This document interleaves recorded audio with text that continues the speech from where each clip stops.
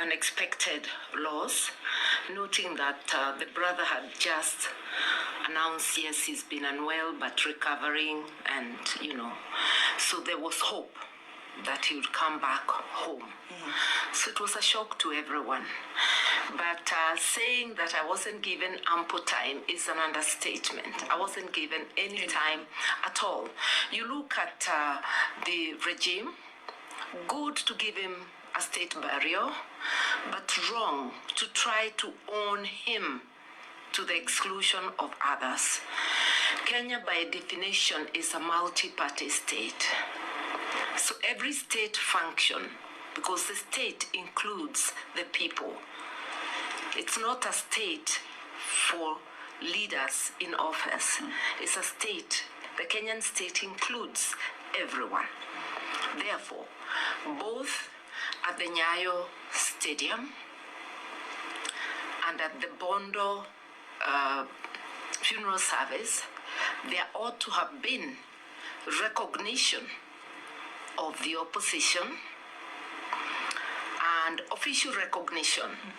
Kalonzo did mention our names when he was given an opportunity, but there ought to have been formal recognition. If time doesn't allow speeches, we went there to bury Raila. But to fail to give us to take any note, they took time to recognize members of parliament, diplomats, dignitaries there, mention everybody, but you want to sort of erase the presence of the opposition. At Nyayo Stadium, it was even worse, but we took it in our stride. We went there to bury Raila. We buried him. And now in forums like this one, we can say what we could have said. Yeah. What would you have said? Because looking at the proceedings, I saw a regime that was in a hurry to milk political capital from the occasion. You could see choreographed talks, especially from some of the ODM brigade, insisting about staying in the broad-based government, which was not the subject of the day. The subject of the day was the burial. You could see choreographed conversation. Those who didn't follow the script was Siaya Governor James Orengo and the Secretary General of ODM, Sifuna. Everything else was supposed to flow. Even calling the Luo Council of Elders, the CARE, to come and endorse it. It was quite bizarre in my view. And it's a desperate move because you don't overdo it. And we just watched. But one thing is certain, that there will be ripples in the political landscape following the death of Right Honorable Raila Amolo Odinga, not just in his party, ODM, across the board on the political landscape. Whether Dr. William Ruto and his KK brigade will be able to hold on to the goodwill left behind is something to watch.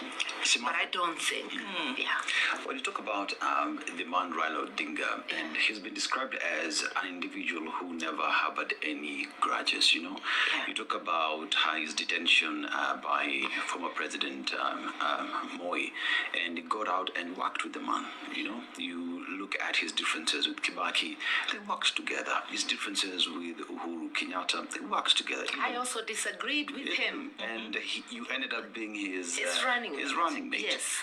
But you look at his burial at a time when it is a state funeral, as rightfully said, where 55 plus million Kenyans are part of it because our state is the people. Yeah. And an opportunity is not given. And at that point, one would argue that we just lost what the man stood for. Yeah. What does that say, even if it's milking political capital? For what purpose? The man didn't stand for what it is you're pushing for. It just shows that the regime, which stands for the opposite of what Raila stood for, is determined to bury his legacy. with him. If indeed they understood or honored the man, the funeral proceedings would have been different. There would have been recognition of the different shades of opinion. You will note, Raila, even when he chose running mates, Kalonzo at times and myself, the last election, he chose people who were not in his party. So he not only stood for multipartyism, he practiced it. He didn't have to say, come to my party to be my running mate. Kalonzo remained in his party while being a running mate of Raila. I remained in my party while being his running mate. He appreciated divergent views. We stood on opposite sides a couple of times, fiercely disagreeing, like on the 2007 elections and all that. But the Democrat that he was, he recognized difference of opinion. Because if you take the 2007 for instance, I was Kibake's agent. I was in PNU. He recognizes that. Therefore, I could not have been his advocate. I was the advocate of my party, just like Governor Orengo was the advocate of his party. So he recognizes that, something many people miss. So he doesn't take it, carry it with him. And there are other occasions recently on matters NADCO. I disagreed on negotiating with William Ruto because he's not sincere. Look at NADCO, 2 years on. What came out of it? What has been implemented? I disagreed with him going into government, but we agreed to disagree, as Democrats do, but remained friends, and that's why I was able to have conversations with him even when he was on the other side. That's why I was able to tell him in July of this year to reconsider his association with William Ruto, especially after the killings during the commemoration of the 25th of June, followed closely by more killings on the Sabasaba. That's when I called him. So we remained, in touch, each respecting the other's position, but asking him, does it bother him that this is happening?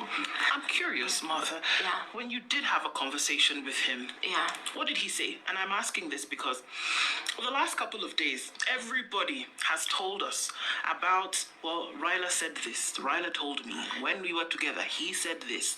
On this particular thing where you called a friend, somebody you'd worked with before and said, please reconsider this thing because look at the blood that has been spilled. Reconsider this thing. What did he say? Actually, I told him, I know in your heart of hearts, you stand for the people, and that's what you have done throughout your life.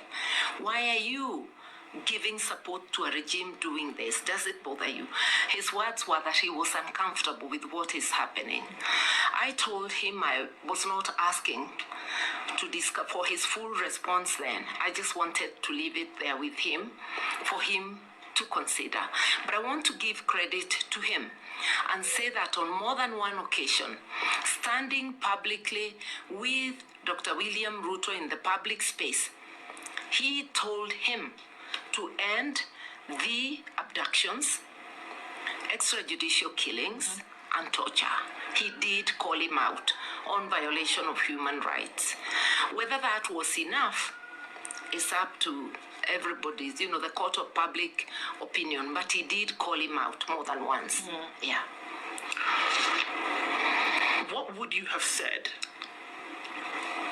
on the podium during his burial? I would have said that we fought for multi-party democracy, which is entrenched in our constitution. And therefore, I will remain in opposition, and opposition will remain because it's sanctioned by the constitution. And therefore, the move to bring all parties under one roof is actually unconstitutional.